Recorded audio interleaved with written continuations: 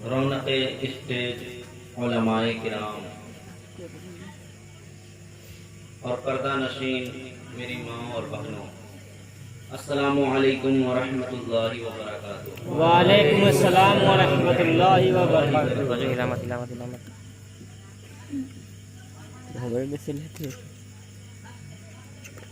الحمد للہ الحمد للہ رب العالمین، والصلاة والسلام على سید المرسلین، اما بعد فاعوذ باللہ من الشیطان الرجیم، بسم اللہ الرحمن الرحیم،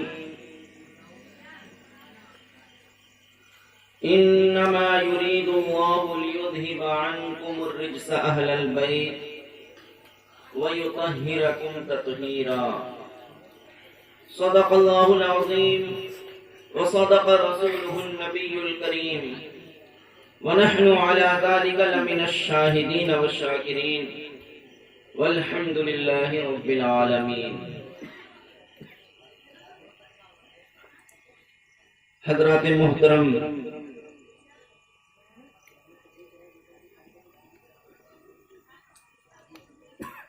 بڑے ہی قابل مبارکباد ہیں وہ لوگ جنہوں نے یہ محفل سجائی ہے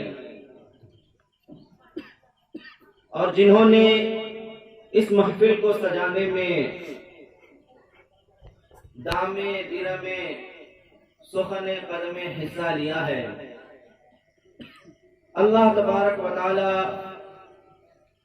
ان سب لوگوں کے اس عمل کو قبول فرمائے، آمین۔ اور ہمارا یہاں پر بیٹھنا ذکر اہل بیت کے لیے، ذکر شہدائے کرب و بلا کے لیے قبول فرمائے۔ آمین۔ آئیے کچھ سننے اور سنانے سے قبل ہم تمام لوگ مل کر اپنے آقا و مولا حضور تاجدار مدینہ رحمت عالم نور مجسم سرکار دو عالم صلی اللہ تعالی علیہ وآلہ وسلم کی بارگاہ رحمت میں عقیدت و احترام کے ساتھ ایک مرتبہ درود پاک کا نذرانہ پیش کر لیں۔ پڑھیں اللہم صلی علی سیدنا و شفیعنا و حبیبنا و نبینا مولانا محمد وسلم، صلو علیہ الصلاۃ والسلام علیک یا رسول اللہ صلی اللہ تعالی علیہ وسلم۔ اعلیٰ حضرت عظیم البرکت مجدد دین و ملت رضی اللہ تعالی عنہ بارگاہ اہل بیت میں یوں نذرانہ عقیدت پیش کرتے ہیں۔ کیا بات رضا اس چمنستان کرم کی، کیا بات رضا اس چمنستان کرم کی، زہرا ہے کلی جس میں حسین اور حسن پھول۔ اور اعلیٰ حضرت عظیم البرکت مجدد دین و ملت رضی اللہ تعالی عنہ کے برادر محترم استاد زمن شہنشاہ سخن حضرت علامہ حسن رضا خان رحمۃ اللہ تعالی علیہ بارگاہ اہل بیت میں یوں نذرانے عقیدت پیش کرتے ہیں، جیسا کہ ابھی کچھ دیر پہلے ہم لوگوں نے حضرت مولانا آفتاب صاحب قبلہ کی زبانی یہ اشعار سنے تھے، تو ہم بھی ان میں سے صرف چند اشعار آپ کو سنانے کی سعادت حاصل کرتے ہیں۔ باغ جنت کے ہیں بہرے مدح خانے اہل بیت، باغ جنت کے ہیں بہرے مدح خانے اہل بیت، تم کو مزدہ نار کا اے دشمنان اہل بیت، تم کو مزدہ نار کا اے دشمنان اہل بیت۔ ان کی پاکی کا خدائے پاک کرتا ہے بیان، ان کی پاکی کا خدائے پاک کرتا ہے بیان، آیا تطہیر سے ظاہر ہے شان اہل بیت، آیا تطہیر سے ظاہر ہے شان اہل بیت۔ ان کے گھر میں بے اجازت جبرائیل آتے نہیں، ان کے گھر بے اجازت جبرائیل آتے نہیں، قدر والے جانتے ہیں قدر و شان اہل بیت، قدر والے جانتے ہیں قدر و شان اہل بیت۔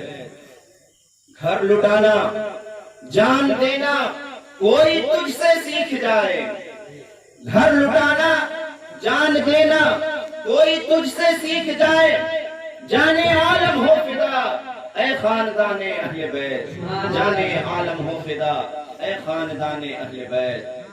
اہل بیت پاک سے گستاخیاں بے باکیاں، اہل بیت پاک سے گستاخیاں بے باکیاں، لعنت اللہ علیکم اے دشمنان اہل بیت، لعنت اللہ علیکم دشمنان اہل بیت۔ بے ادب گستاخ فرقے کو سنا دے اے حسن، بے ادب گستاخ فرقے کو سنا دے اے حسن، یوں بیان کرتے ہیں سنی داستان اہل بیت۔ سبحان اللہ۔ حضرات محترم، ہم اور آپ ذکر شہدائے کربلا کی مجلس میں بیٹھنے کی سعادت حاصل کیے ہوئے ہیں۔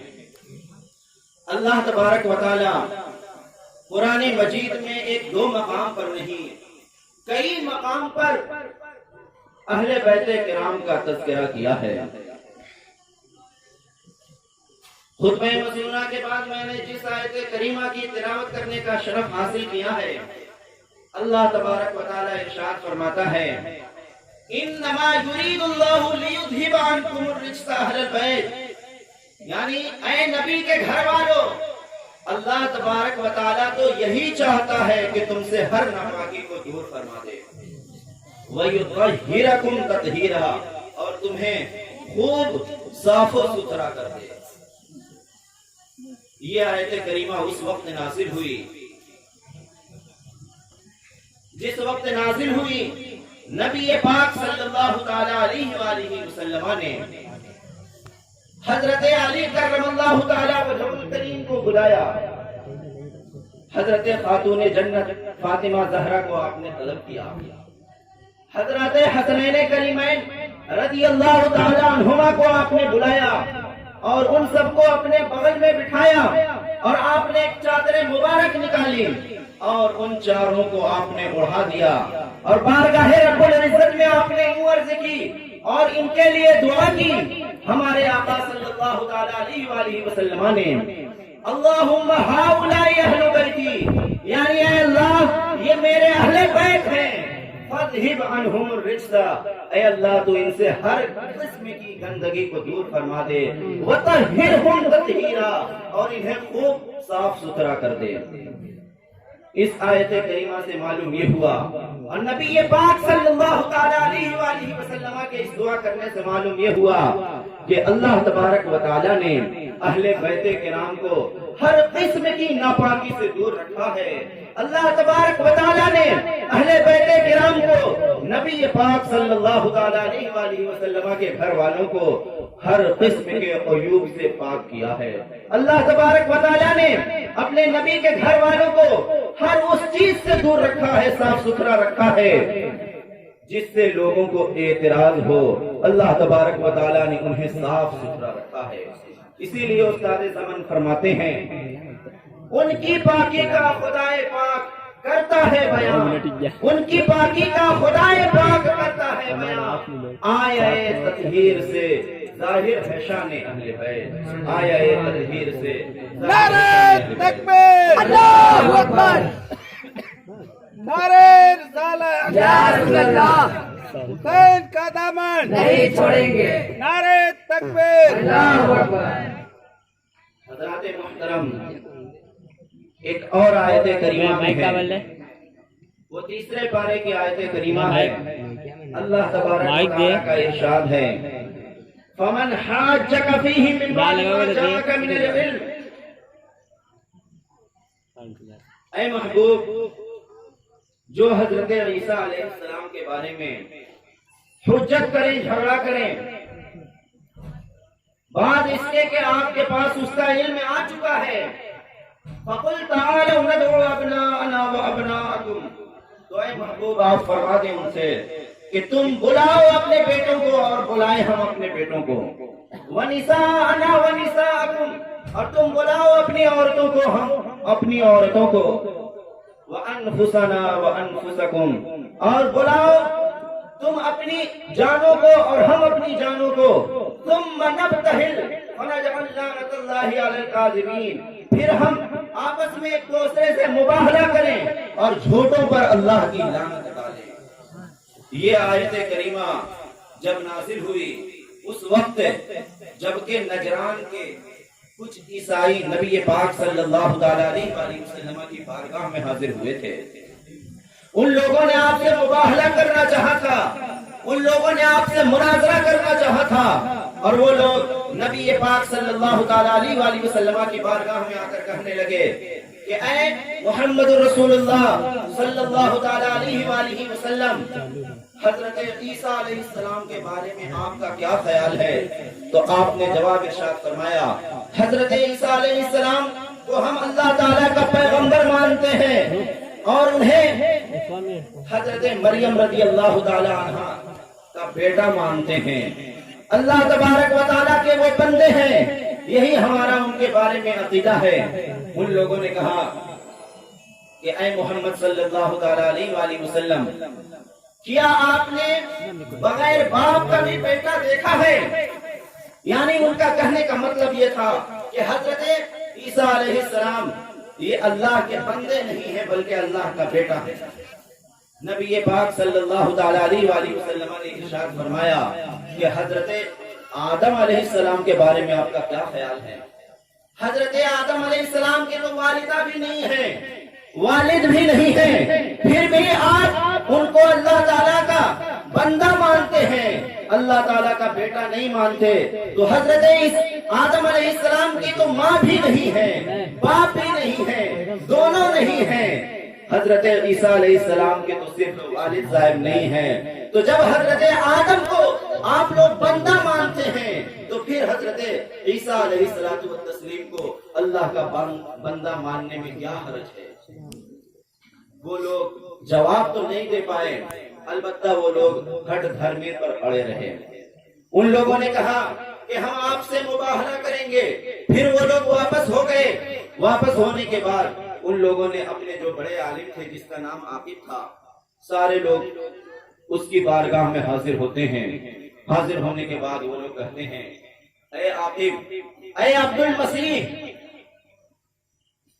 आप मुनाजरा करने के बारे में क्या राय देते हैं? क्या मोहम्मद रसूलुल्लाह सल्लल्लाहु अलैहि वसल्लम से हम लोग मुबाहला करें, मुनाजरा करें?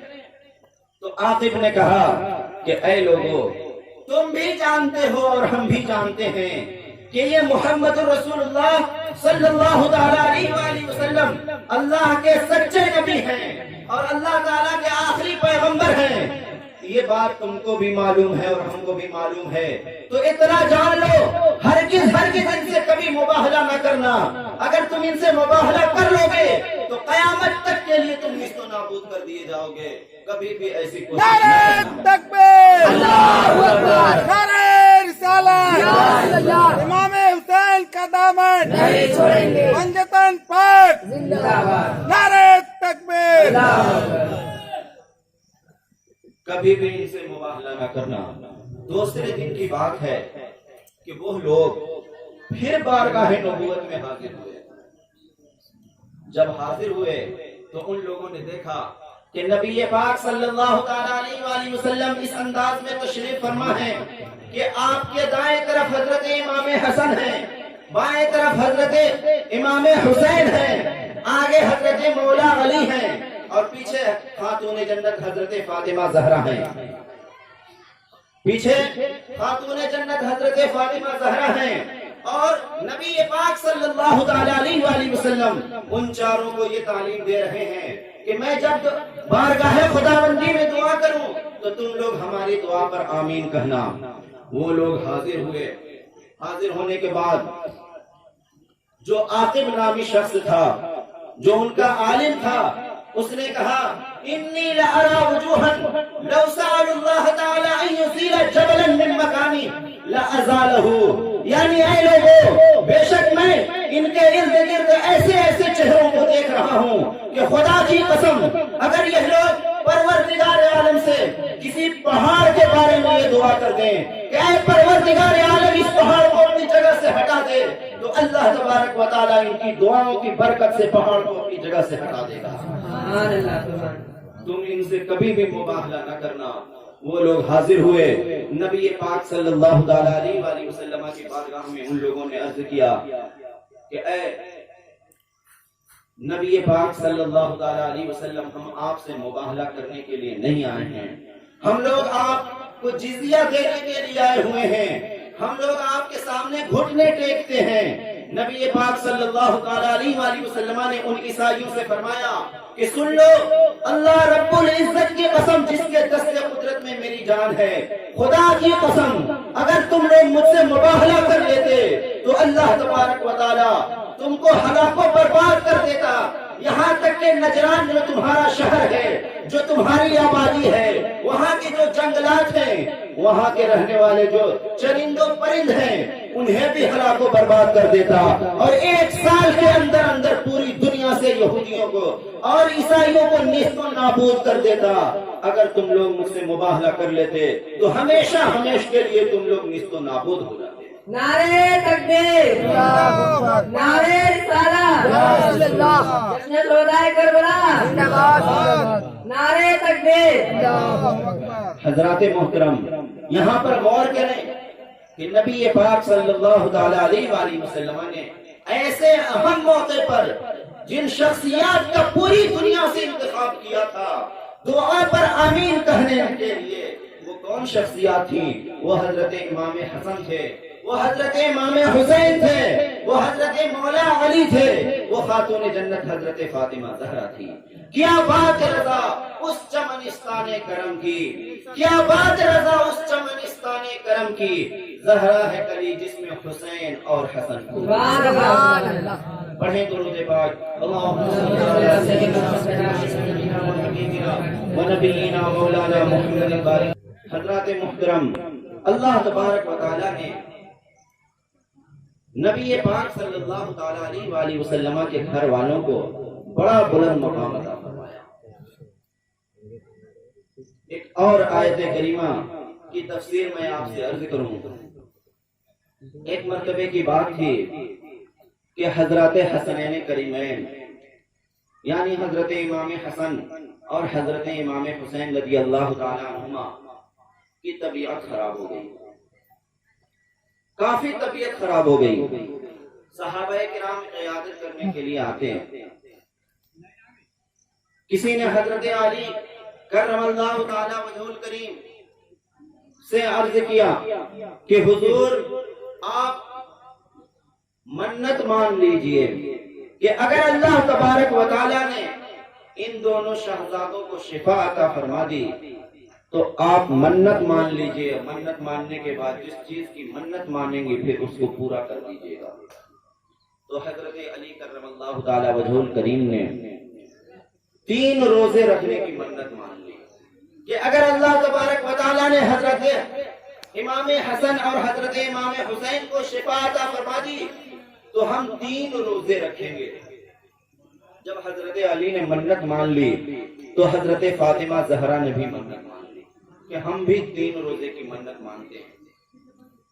جب حضرت فاطمہ زہرا رضی اللہ تعالی عنہ نے منت مان لی تو جو آپ کی کنیز تھی حضرت بی بی فضہ رضی اللہ تعالی عنہ، انہوں نے بھی 3 روزہ رکھنے کی منت مان لی۔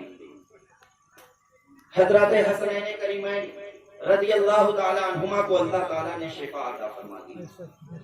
اب منت پوری کرنے کا وقت آیا۔ تینوں نے سحری میں صرف پانی پی لیا اور روزے رکھ لیے، دن بھر کے بھوکے پیاسے تھے۔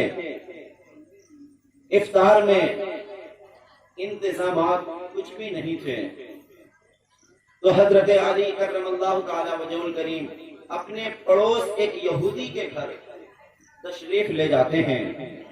वहां से जौ का आटा मांग कर लाते हैं, उसके 3 हिस्से करते हैं। एक हिस्से को गूंदा गया और उसकी रोटी पकाई गई ताकि इफ्तार में उसी रोटी को खाकर इफ्तार कर लिया जाए। जब रोटी पका ली गई, सबके सामने इफ्तार करने के लिए वो रोटियां रख दी गई। इतने में अज़ान होने वाली ही थी कि बाहर दरवाजे पर से किसी ने दस्तक दी कि मैं यतीम हूँ, हमें अल्लाह के नाम पर कुछ दिया जाए। तो वो तीनों उठते हैं और अपनी अपनी रोटियां जो सामने थी ले जाकर यतीम को दे देते हैं और खुद सिर्फ पानी पीकर इफ्तार कर लेते हैं।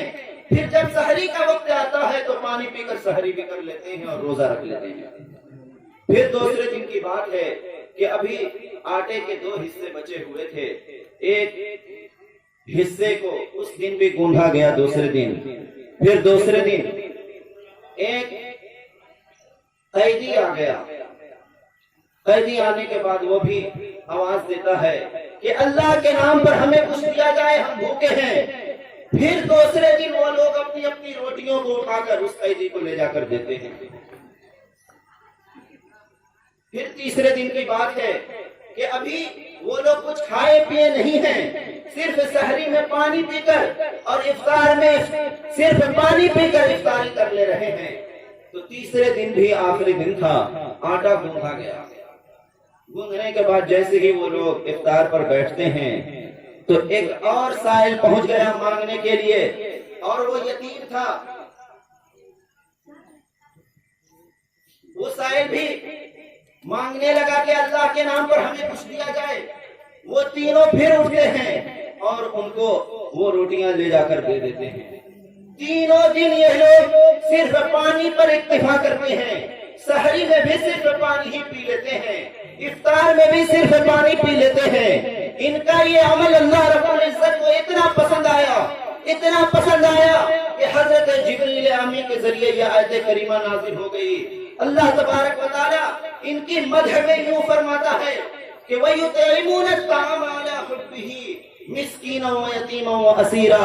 ये लोग सिर्फ अल्लाह ताला की मोहब्बत में मिस्कीन को, यतीम को और कैदी को खाना खिलाते हैं, और ये खाना खिलाने के बाद कहते हैं इन्नमा नुतिमुकुम लिवजहिल्लाह, बेशक हम तुमको जो खाना खिलाते हैं सिर्फ अल्लाह की रजा के लिए खिलाते हैं। वला नुरीदु मिनकुम जज़ाअन वला शुकूरा, और इसके बदले में हम ना तो ये चाहते हैं कि हमें कुछ बदला दिया जाए और न ही हम ये चाहते हैं कि हमारा शुक्रिया अदा किया जाए। नारे तकबीर।